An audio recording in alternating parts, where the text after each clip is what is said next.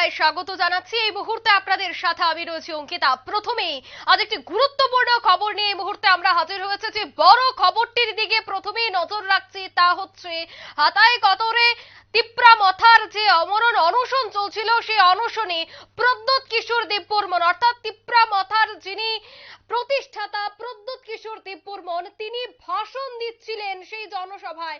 আর তখনই অনশন থেকে ভাষণ দেওয়ার সময় একটি ফোন আসে, আর তিনি দাবি করছেন যে সেই ফোনটি দিল্লি থেকে এসেছে, অর্থাৎ সভা মঞ্চেই দিল্লি থেকে ফোন পেলেন প্রদ্যোৎ কিশোর দেববর্মন। তিনি বলছেন তার দাবি দিল্লি থেকেই ওনাকে ফোন করা হয়েছে, আলোচনা করব কিন্তু কখনোই সমঝোতা করব না, এমনটাই জানাচ্ছেন প্রদ্যোৎ কিশোর দেববর্মন। একেবারে সভা মঞ্চেই দিল্লি থেকে ফোন পেলেন প্রদ্যোৎ কিশোর দেববর্মন। যখন তিনি গোটা বিষয় নিয়ে ভাষণ দিচ্ছিলেন ঠিক তখনই একেবারে মাঝপথেই সভা মঞ্চেই সেই ফোন আসে এবং সেই ফোনে তিনি কথা বলেন। কথা বলার পর তিনি দাবি করছেন যে সেই ফোনটি সরাসরি দিল্লি থেকে ওনাকে করা হয়েছে, তিনি ইতিমধ্যেই দিল্লির উদ্দেশ্যে রওনা দেবে। কিন্তু তিনি বারংবার বলছেন যে আলোচনা করতে তিনি দিল্লি যাচ্ছেন কিন্তু কখনোই সমঝোতা করবে না, এই কথাটি তিনি সেই সভা থেকে তুলে ধরেছেন। সেই বিষয়টা নিয়ে আমি বিস্তারিত জানবো। নিউজ রুম থেকে সরাসরি যুক্ত হয়ে গেছে বার্তার সম্পাদক দেবব্রত চক্রবর্তী। দেবব্রত দা, আমরা সকাল থেকেই খবর রাখছিলাম, নজর রাখছিলাম যে অমরণ অনশনের কি চিত্র রয়েছে, সেখানে কারা কারা উপস্থিত হয়ে রয়েছে এবং গোটা বিষয়টির দিকে আমাদের নজর ছিল। কিন্তু ইতিমধ্যেই আমরা দেখতে পেলাম যে একেবারে মঞ্চেই ফোন, এবং সেই ফোন প্রদ্যোৎ কিশোর দেববর্মন দাবি করছেন যে দিল্লি থেকেই এসেছে। ইতিমধ্যেই তিনি দিল্লির উদ্দেশ্যে রওনা দেবে, কি বলবেন? দেখো, আজকে সকাল থেকেই কিন্তু একটু আগে থেকে তিপ্রা মথার বিশেষ করে প্রদ্যোৎ কিশোর দেববর্মার এই তোমার অনশন আন্দোলন শুরু হয়ে যায়, এবং যখনই অনশন আন্দোলন শুরু হয় তিনি যখন বক্তৃতা করছিলেন সেই বক্তৃতা চলাকালীন সময়ে একটি ফোন আসে, এবং সেই ফোনটি যখন তাকে দেওয়া হয় তখন প্রদ্যোৎ কিশোর দেববর্মা দাবি করেন যে দিল্লি থেকে তাকে দিল্লি যাওয়ার জন্য ফোন করা হয়েছে। তখনই তিনি ঘোষণা করেন যে তিনি দিল্লি যাবেন। তবে একটা সময় তোমার এই সভাস্থল থেকে কিন্তু একটা অংশের মানুষের দাবি উঠছিল যে দিল্লি যাওয়ার প্রয়োজন নেই, কিন্তু প্রদ্যোৎ কিশোর দেববর্মা কিন্তু বলছিলেন যে না, দিল্লি যাওয়ার দরকার আছে।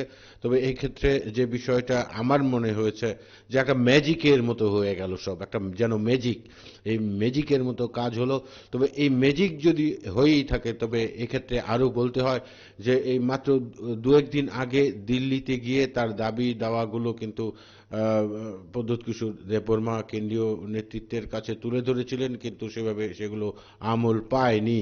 কিন্তু গতকাল সন্ধ্যায় মুখ্যমন্ত্রী মানিক সাহা দিল্লিতে গেছেন, সম্ভবত এই ব্যাপারে আলোচনা হয়েছে, এবং মুখ্যমন্ত্রীর আলোচনার পরই কিন্তু বিশেষজ্ঞদের অভিমত যে এই প্রদ্যোৎ কিশোর দেববর্মাকে দিল্লিতে ডাকা হয়েছে। এক্ষেত্রে ম্যাজিকটা যদি হয়ে থাকে, তাহলে যদি হয়েই থাকে তবে এক্ষেত্রে কিন্তু মুখ্যমন্ত্রীকে পুরো ম্যাজিকের তোমার সফলতার ভারটা দিতে হবে।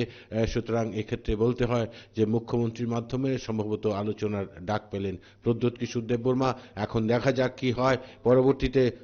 এটা আসলে ট্রেলার গেল, সিনেমা এখনো বাকি আছে। তবে প্রদ্যোৎ কিশোর দেববর্মা কিন্তু জানিয়ে গেছেন যে তিনি সমঝোতা করবেন না, আলোচনা করবেন, এবং তিনি যতক্ষণ পর্যন্ত একটা সঠিক সিদ্ধান্ত, লিখিত প্রতিশ্রুতি না পাবেন ততক্ষণ পর্যন্ত তিনি দানা পানি গ্রহণ করবেন না, এবং ওই অনশন মঞ্চ যেন ভেঙে ফেলা না হয় দলীয় অন্যান্য নেতাকর্মীদের, কিন্তু তিনি সে নির্দেশও দিয়ে গেছেন। অঙ্কিতা, একদমই, কি মনে হয় কেন্দ্রের উপর বা রাজ্য সরকারের উপর এই চাপ সৃষ্টি করার ফলে ইতিমধ্যেই উনাকে দিল্লি থেকে ফোন করা এবং তিনি দিল্লির উদ্দেশ্যে রওনা দিয়েছেন? আমরা এই খবরটা যখন নাকি এই তিপ্রা মথা এই অনশনের আন্দোলনের ডাক দিয়েছিল তখন থেকেই কিন্তু আমরা বলে আসছিলাম এটা চাপের রাজনীতি, চাপাচাপির রাজনীতি। হ্যাঁ, এবং প্রদ্যোৎ কিশোর পাল্টা বলছিলেন এখানে রাজনীতির কোনো বিষয় নাই। এই প্রদ্যোৎ কিশোর এর এই বলা যে রাজনীতির কোনো বিষয় নেই, এই যে বলা, এটাই কিন্তু রাজনীতি। আর এই ব্যাপারে চাপাচাপির রাজনীতি পরিষ্কার। দলীয় সমর্থকদের নিয়ে তিনি অনশন আন্দোলন শুরু করলেন। মুখ্যমন্ত্রী গতকাল দিল্লি পাড়ি দিলেন এবং আজকে এই অনশন মঞ্চে ম্যাজিকের মতো একটা ফোন এলো। ফোনে আসার পর প্রদ্যুৎ কিশোর দাবি করছেন যে এই ফোন দিল্লি থেকে এসেছে। এর পরবর্তীতে তিনি দিল্লি যাওয়ার জন্য রওনা হলেন। এই যে অনশন আন্দোলনের পর এভাবে দিল্লির সাড়া যদি হয়ে থাকে, দিল্লির সাড়া দেওয়া এটা কিন্তু চাপাচাপি ছাড়া আর কিছুই নয় অঙ্কিতা।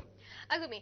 দেবব্রত দা, আমরা তো এর আগেও দেখেছিলাম দিল্লির সাথে বৈঠক তিনি যখন রাজ্যে এসেছেন বা রাজ্যে যখন ওনার প্রত্যাবর্তন হয় তখন তিনি বলেছেন যে গোটা বিষয়টি নিয়ে তিনি ভারত সরকারের সাথেও কথা বলেছেন।